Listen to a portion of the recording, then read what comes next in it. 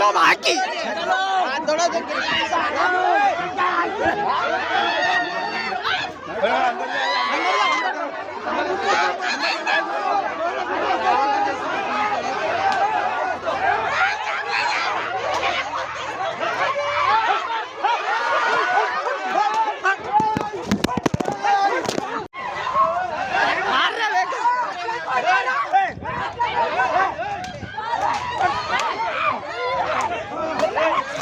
Police वाला अच्छी गोल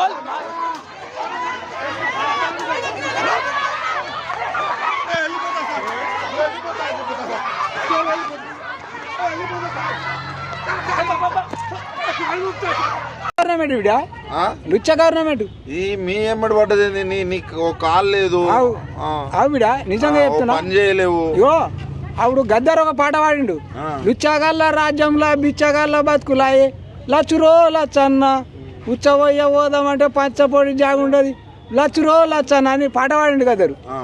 అట్లా ఈ లుచ్చగల్ల రాజ్యం ఇడా కదా మరి. అంటే నువ్వు ఎన్నేళ్ళ నుంచి ఉంటున్నావు ఇక్కడ? ఇగో ఆ బస్తీని తెచ్చింది కూడా నేనే.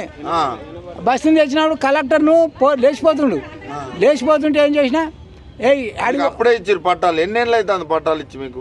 అప్పుడు ఇగో 58 జీవోనేమో 59 జీవో రెగ్యులరేషన్కు 59 జీవో పట్టాలు ఇచ్చాడు కేసీఆర్.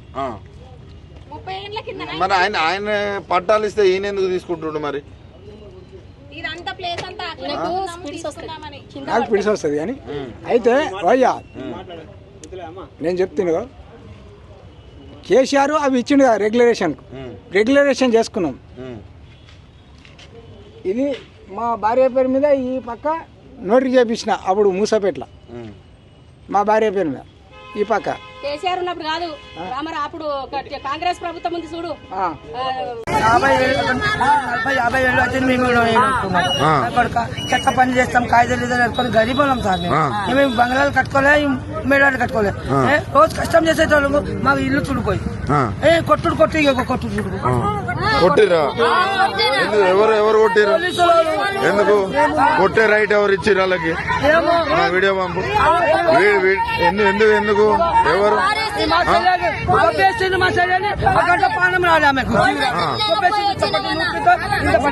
అంటే పక్కకు జరపాలి అవసరం అయితే, కొట్టడం ఎందుకు?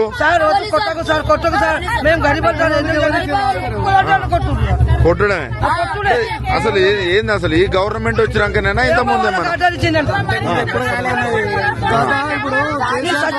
మాకు ఎవరు పట్టాలంట మీకు రిపోర్ట్